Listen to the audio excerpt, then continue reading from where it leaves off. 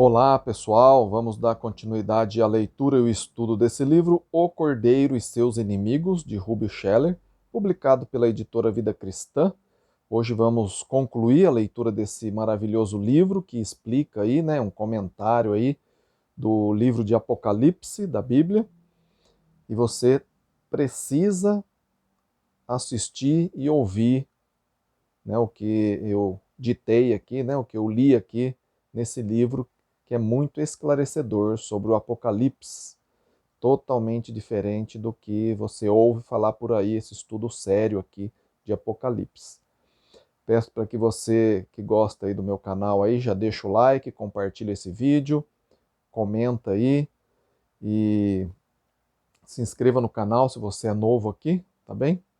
E tendo alguma dúvida, meu e-mail está aí na descrição do vídeo, é ronaldozm@gmail.com. Terei o maior prazer de sentar, estudar a Bíblia com você. Se você mora longe, a gente pode fazer isso através de videochamada também. Tá bem? Então vamos lá na última parte. É o capítulo 13, desse livro, O Cordeiro e Seus Inimigos, que corresponde ao Apocalipse capítulo 20 a 22, tá? O final aí do Apocalipse. E diz o destino eterno dos remidos, dos salvos.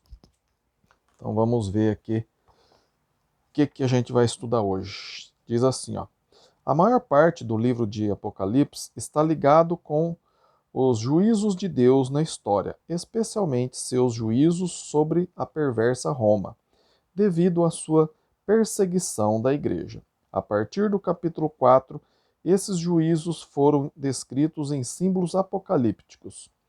A mensagem do livro estaria completa se o Apocalipse terminasse no capítulo 20, versículo 10. Mas o Espírito Santo não concluiu o livro com a conquista de Roma e seus aliados. Ele permitiu que João se projetasse dessa época na história para a consumação de todas as coisas na volta de Jesus.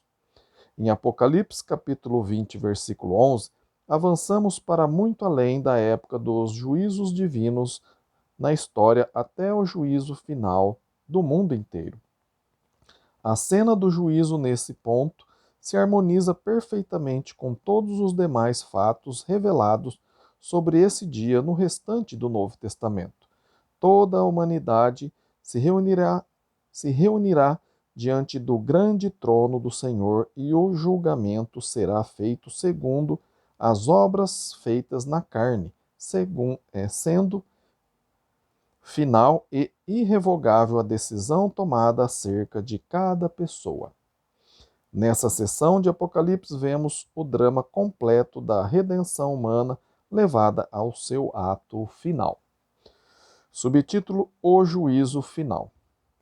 A cena diante do grande trono branco inspira reverência. Abre aspas. Vi um grande trono branco e aquele que nele se assenta, de cuja presença fugiram a terra e o céu, e não se achou lugar para eles. Vi também os mortos, os grandes e os pequenos, postos em pé diante do trono. Então se abriram livros, ainda outro livro, o livro da vida foi aberto. E os mortos foram julgados segundo as suas obras, conforme o que se achava escrito nos livros. Fecha aspas. Apocalipse 20, versículo 11 e 12. Através de todo o Apocalipse, Deus Pai é visto sentado no trono do céu. Deus Filho é, porém, apresentado como juiz de todos os homens no último grande dia. Em passagens tais como Atos 17, versículo 31, ponto final, uma afirmação. Existe algum conflito ou contradição nas Escrituras nesse ponto? Não há problema, pois João já esclareceu o assunto na informação dada em seu Evangelho. Ele citou Jesus como tendo dito, abre aspas, e o Pai a ninguém julga, mas ao Filho confiou todo o julgamento, a fim de que todos honrem o Filho, do modo porque honra o pai, fecha aspas. João capítulo 5, versículo 22 e 23. Os atos do Pai, do Filho e do Espírito Santo são sempre os de um só Deus. Quando a Bíblia afirma que Deus é um, conforme Deuteronômio 6,4, tais declarações não devem ser compreendidas em termos do dígito numérico, o número 1, na sequência numérica, 0, 1, 2, 3, etc., mas como referência à unidade divina. Gênesis 2, 24, João 17, 22, Gálatas 3, 28, que persiste em todas as obras de Deus. Depois de chegada essa hora do juízo final sobre a humanidade, o céu e a terra serão destruídos. Aliás, o céu e a terra serão descritos como fugindo. Isto é melhor explicado quando João acrescenta o comentário de que, abre aspas, não se achou lugar para eles. Desculpa, fecha aspas. Aparecendo indicar que o cosmos que conhecemos através de nossos sentidos físicos simplesmente deixou de existir na visão de João. Eles foram destruídos completamente e absolutamente. Isto certamente se enquadra com o que sabemos da segunda vinda de Cristo através dos escritos de Pedro. Depois de dizer que a sua volta iria apanhar muitos desprevenidos e despreparados, ele escreveu, abre aspas, os céus passarão com estrepitoso estrondo e os elementos se desfarão abrasados. Também a terra e as obras que nela existem serão atingidas. Fecha aspas. Veja na sua tradução aí, 2 Pedro 3,10.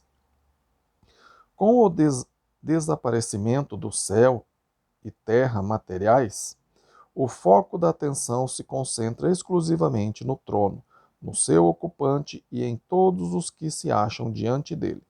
Todos os povos dos vários milênios da história da Terra, abre aspas, os grandes e os pequenos, fecha aspas, foram vistos diante do trono. O sinal de que seu julgamento estava prestes a iniciar-se foi dado com a abertura dos livros por parte daquele assentado no trono. João não identifica esses livros.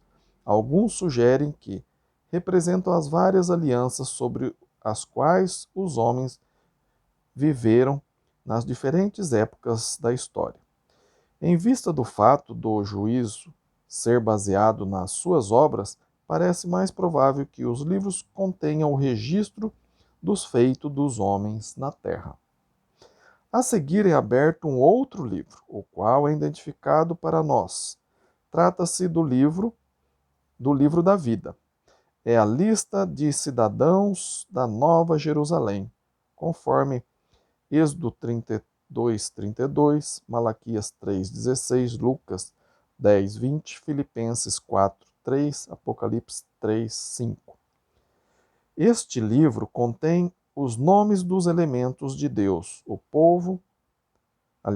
nome dos eleitos de Deus, o povo escolhido e chamado. Aqueles os nomes estiverem escritos no livro da vida, nada têm a temer por estarem perante o trono. Aqueles cujos nomes não constarem dele, postam-se diante do trono sem esperança, pois, abre aspas, se alguém não foi achado escrito no livro da vida, esse foi lançado para dentro do lago do fogo, fecha aspas. Apocalipse 20, versículo 15. A ideia de que este juízo será feito, abre aspas, segundo as suas obras, fecha aspas, não deve ser confundido. A Bíblia ensina que a salvação é pela graça, através da fé. Efésios 2, versículo 8 e 9. O fato da pessoa não poder salvar-se pelos seus próprios méritos é ensinado em todo o Velho e Novo Testamento. João não está se afastando desse tema aqui. Dizer que o juízo será baseado nas obras, nesse contexto, significa simplesmente afirmar que todos os feitos da pessoa durante a sua vida na terra serão levados em conta. Com toda certeza, a obra principal de cada indivíduo escrita nestes livros de registro deverá ser o relato de sua resposta a Cristo e ao seu oferecimento de perdão através do seu sangue. Enquanto vivermos na carne, no planeta Terra, cada um de nós deve tomar uma decisão com respeito a Cristo. Respondemos com fé ou incredulidade. Ou nos submetemos à sua soberania e vivemos para a sua glória, ou resistimos a ele e continuamos a andar em nosso caminho errado. Essa resposta é a mais importante nos livros de registro das obras humanas. Outros fatos sobre sacrifício feito ou serviço rendido por causa de Cristo serão tomados em conta ao determinar a proporção da recompensa de cada um, conforme 1 Coríntios 3, versículo de 10 a 15. Mas o fato de nossa fé submissa em Jesus é o ponto crucial. Outros fatos sobre blasfêmia e oposição deliberada a Jesus serão tomados em consideração ao fixar o grau de castigo da pessoa, conforme está lá em Lucas 12, versículo 47 e 48. Mas o fato determinante que irá separá-la eternamente do Senhor é a incredulidade. João testemunhou também o destino da morte e do inferno nessa cena. Abre aspas. Então a morte e o inferno foram lançados para dentro do lago do fogo. Esta é a segunda morte, o lago do fogo. Fecha aspas. Apocalipse 20, versículo 14. A morte é o destino comum da humanidade, e o inferno é igualmente o seu destino comum. Depois de ambos terem devolvido todos os que neles se encontram, serão simplesmente destruídos, pois já serviram ao seu propósito e nada mais lhes resta. É interessante notar, porém, que João não se concentra no lago de fogo e nas coisas e pessoas lançadas nele. Sua preocupação principal é descrever as glórias dos remidos na Nova Jerusalém. Subtítulo: A Nova Jerusalém. Abre aspas. Agora que todo o mal foi destruído para sempre e todos os agentes do mal lançado no lago de fogo, que o antigo céu e terra desapareceram, o juízo final encerrou-se e a morte e o inferno foram destruídos. Deus cria um novo céu e uma nova terra e faz nascer a nova Jerusalém. Fecha aspas. Comentário aqui de Charles. Quando Pedro previu a destruição dos céus e da terra material na passagem citada antes, ele mostrou um novo ambiente futuro para os remidos de Deus, escrevendo, abre aspas, nós, porém, segundo a sua promessa, esperamos novos céus e nova terra, nas quais habita justiça. Fecha aspas. 2 Pedro 3,13. Em sua visão global de todas as coisas relativas ao drama da redenção em Apocalipse, João viu o cumprimento desta promessa divina, lá em Apocalipse 21, versículo 1.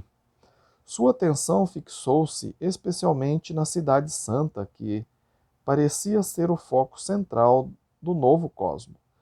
Abre aspas. Vi também a Cidade Santa, a Nova Jerusalém, que descia do céu, da parte de Deus, ataviada como noiva adornada para o seu esposo. Fecha aspas. Apocalipse 21, 2. A Nova Jerusalém é o céu preparado para a igreja remida, conforme Hebreus 12, 22. Ela é como noiva adornada para o seu esposo. Ao contrário da medonha meretriz vista antes em Apocalipse, ela manteve-se pura e incontaminada, achando-se pronta para a sua união permanente com Cristo. Nesta cidade santa, todas as barreiras entre Deus e seu povo são removidas. Abre aspas. Então ouvi grande voz vinda do trono, dizendo: Eis o tabernáculo de Deus com os homens. Deus habitará com eles. Eles serão povos de Deus, e Deus mesmo estará com eles. Fecha aspas. Apocalipse 21, 3. A vida na Terra é um período experimental para as criaturas de Deus. Temos evidências da existência e presença da divindade nesta vida, mas de todo modo o adoramos à distância e somos algumas vezes submetidos a terríveis pressões, como aconteceu com os discípulos sobre os romanos.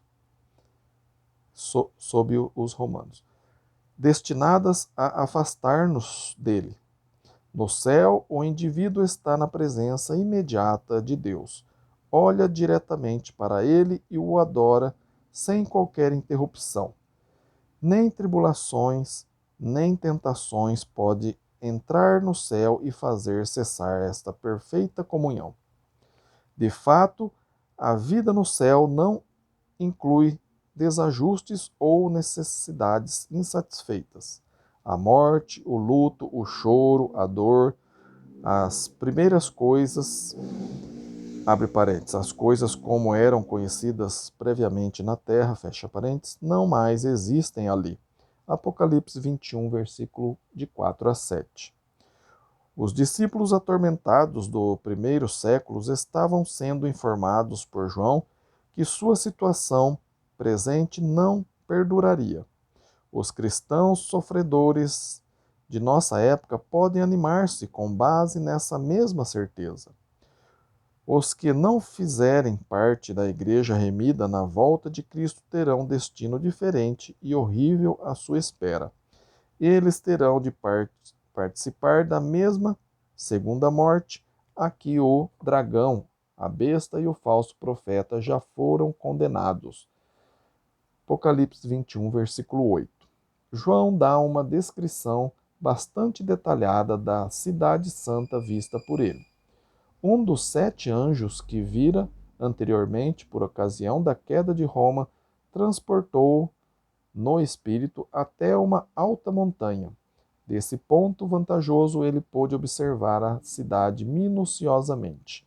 Apocalipse 21, versículo 9 e 10. A glória de Deus enche o lugar. Apocalipse 21, 11. E sua absoluta segurança é garantida por uma grande e alta muralha que a cerca. Apocalipse 21, 12. As 12 portas da cidade têm os nomes das 12 tribos de Israel escrita sobre as mesmas. Apocalipse 21, versículo 12 e 13. Isso enfatiza a restrição colocada quanto à entrada na cidade. Ela é a casa de Deus e aqueles que saíram da terra e foram purificados pelo sangue do Cordeiro. Apocalipse capítulo 7. Sobre os 12 fundamentos da cidade santa estão escritos os nomes dos 12 apóstolos. Apocalipse 21, 14. Esta honra é prestada aos 12 por terem proclamado fielmente o Evangelho e estabelecido a igreja mediante seus esforços. Efésios 2, versículo 19 e 20. A cidade santa é um cubo perfeito. Apocalipse 21, versículo 15 a 21. Lembrando-se das dimensões do lugar mais santo no templo, conforme está lá em 1 Reis 6, 20. João está com toda certeza dizendo a seus leitores que esse é o lugar santo derradeiro. O precinto interior acha-se ocupado por todos os sacerdotes de Deus e a glória do Todo-Poderoso encobre tudo o mais. Esta a razão de não haver um santuário na cidade, além da presença do próprio Deus. Abre aspas, nela não vi santuário, porque o seu santuário é o Senhor, o Deus Todo-Poderoso e o Cordeiro. fecha aspas. Apocalipse 21, 22. Versículo 22. As 12 pedras preciosas mencionadas nesse contexto, Apocalipse 21, 19 e 20, são lidas por alguns eruditos como sendo equivalente às 12 pedras do peitoral do sumo sacerdote, conforme Êxodo 28, versículo 17 a 20. Caso positivo, os versos de 15 a 20 formam um paralelo extenso entre o templo terreno, que era tão importante para a Israel do Velho Testamento, e o templo celestial, que significa tudo para a Israel do Novo Testamento. Embora algumas interpretações de Apocalipse prevejam um paraíso terreno com um templo material, reconstruído materialmente em Jerusalém, como sendo o alvo do drama desse livro, esta passagem sobre a localização e natureza do templo de Deus parece destruir completamente tais teorias. Prestou bastante atenção nessa parte, estão dizendo que vão reconstruir o templo e que lá em Jerusalém, né? Então aqui está desfazendo isso aí como sendo, né, o reino aqui na terra. A glória da Nova Jerusalém é tão grande que todas as outras glórias desvanecem perante ela e se torna sem importância quando comparadas à mesma. Abre aspas. As nações andarão mediante a sua luz, e os reis da terra lhe trazem a sua glória. As suas portas nunca mais fecharão de dia, porque nela não haverá noite, e lhe trarão a glória e a honra das nações. Fecha aspas. Apocalipse 21, versículo 24 a 26. Em meio a esta descrição do céu, João certamente sente as limitações da linguagem humana para tal tarefa. Como pôr em palavras as glórias da Nova Jerusalém? Por falta de um meio melhor para prosseguir, ele simplesmente recorre a alguns termos negativos na sua descrição. Abre aspas. Nela nunca jamais penetrará coisa alguma contaminada, nem o que pratica abominação e mentira. Nunca mais haverá qualquer maldição. Fecha aspas. Apocalipse 21, 27 e Apocalipse 22, 3.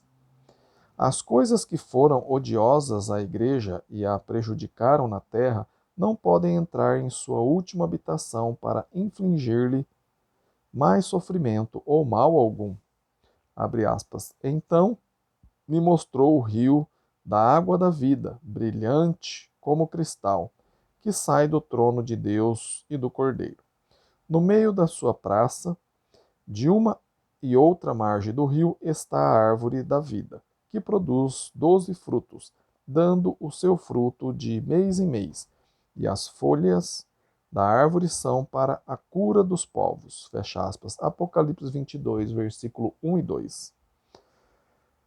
O escritor Summers indica que esses versículos indicam as 3 coisas mais necessárias à vida: água, alimento e saúde, e retratam a capacidade de Deus para satisfazer essas necessidades de seu povo. Abre aspas. A água da vida e o fruto perene da árvore da vida fornecem o alimento e a água. As folhas, com seus poderes curativos, fornecem a saúde. Juntos eles simbolizam o cuidado de Deus pelos que são seus. Como podem alguém viver para sempre? Eis aqui a resposta. A ela vem do trono de Deus e do Cordeiro. Deus tem tudo o que é necessário para manter a vida eterna do homem. Fecha aspas. A face de Deus será vista, então, pelos que estiverem com ele. Apocalipse 22, 4 e também conforme Êxodo 33, 20 e João 1, 18. E os remidos participarão do reino eterno do Deus cujo amor e a graça os salvou. Apocalipse 22, 5. Subtítulo: O fecho de Apocalipse. A história terminou, o drama completou-se e a cortina desceu. Apocalipse 22, de 6 a 21, constitui um epílogo para o livro e salienta a importância do que foi nele revelado. Em primeiro lugar, o próprio Deus confirma o seu conteúdo. Segundo, existe uma segurança de que seu cumprimento está próximo. Abre aspas. Disse-me ainda, estas palavras são fiéis e verdadeiras. O Senhor, o Deus dos espíritos dos profetas, enviou o seu anjo para mostrar aos seus servos as coisas que em breve devem acontecer. Eis que venho sem demora. Bem-aventurado aqueles que guarda as palavras da profecia desse livro. Fecha aspas. Apocalipse 22, versículos 6 e 7. Essas palavras, com certeza, foram ditas pelo anjo revelador que tivera mostrando a João as várias coisas deste livro, conforme Apocalipse 22, versículo 8 e o versículo 16. Abre aspas. Estas palavras são fiéis e verdadeiras. Fecha aspas. É uma garantia relativa a todo o livro de Apocalipse. A lembrança de que todas essas coisas em breve deve acontecer é uma advertência contra o tipo de abuso a que o livro foi tantas vezes submetido. O Apocalipse é abusado por aqueles que tentam encontrar em suas páginas, um modelo para o nosso tempo. Trata-se de um documento para os discípulos perseguidos do primeiro século, sobre o resultado de suas provações. Suas lições e princípios permanente abrange todas as gerações, mas suas profecias específicas sobre a história humana já foram cumpridas de nossa perspectiva no tempo. A declaração, abre aspas, eis que venho sem demora, fecha aspas, do verso 7, tem a ver com os eventos que estão se desenrolando contra Roma. Entre parênteses, juízo na história. E não com a vinda pessoal de Jesus no juízo final. João acrescenta a seguir sua confirmação de que o livro foi escrito de próprio punho e contém visões e revelações que lhe foram dadas pelo Senhor. Abre aspas. Eu, João, sou quem ouvi e viu essas coisas, e quando as ouvi e vi, prostrei-me ante os pés do anjo que me mostrou essas coisas, para adorá-lo. Então ele me disse: Vê, não façais isso, eu sou conservo teu, dos teus irmãos, os profetas, e dos que guardam as palavras desse livro. Adora a Deus. Fecha aspas. Apocalipse 22, versículo 8 e 9. Encontramos finalmente uma advertência aos leitores de João para atentarem na mensagem de Apocalipse. Falando pelo próprio Jesus, o anjo diz a João que não o cele para as futuras gerações. As coisas neste livro logo irão acontecer. Apocalipse 22, versículo 10 a 13. A humanidade deve ficar então preparada em vista dos juízos perscrutadores do Senhor que estão prestes a ter início. Apocalipse 22, 14. A fim de dar a máxima ênfase à importância desse livro e à urgência de atender a sua mensagem, o próprio Jesus fala a fim de confirmar sua veracidade. Abre aspas. Eu, Jesus, enviei o meu anjo para vos testificar essas coisas às igrejas. Eu sou a raiz e a geração de Davi, a brilhante estrela do amanhã, fecha aspas, Apocalipse 22, 16. O chamado final ao arrependimento e salvação, mediante o qual é possível escapar ao destino medonho dos perversos, retratado em Apocalipse, é dado nestas palavras, abre aspas. O Espírito e a noiva diz, vem, aquele que ouve, diga, vem, aquele que tem sede, venha, e quem quiser receber de graça da água da vida. Fecha aspas. Apocalipse 22, 17. O conteúdo do livro não será mudado. Apocalipse 22, 18 e 19. Portanto, quem o lê ou ouve deve levar suas palavras a sério e agir rapidamente. Jesus diz a João, abre aspas, certamente venho sem demora, abre parênteses, a fim de executar os juízos descritos neste livro, fecha aspas. João, com certeza, pensou nas coisas terríveis que estavam acontecendo com seus irmãos no continente da Ásia e respondeu: Amém, abre aspas, Amém, vem, Senhor Jesus. Fecha aspas. Apocalipse 22, 20. O Senhor respondeu a esta e outras orações dos discípulos perseguidos do final do primeiro século e derrotou o opressor deles, submetendo a uma terrível devastação. Conclusão. Que alegria a entrega deste livro deve ter produzido no coração dos seus primeiros leitores. Eles não podiam prever o resultado de seus esforços, mas o Deus que tem toda a história sob seu domínio, tanto o futuro como o passado ou o presente, podia prognosticar o seu fim. Ele agora o revelou a eles, permitindo-lhes saber que a vitória do Cordeiro estava assegurada. O Cordeiro tem realmente inimigos, mas eles não podem vencê-lo, pois o reino, o poder e a glória permanece unicamente a ele. Abre aspas, a graça do Senhor Jesus seja com todos, fecha aspas, Apocalipse 22, 21. 10 reflexão aqui sobre o capítulo desse livro aqui, que a gente viu agora.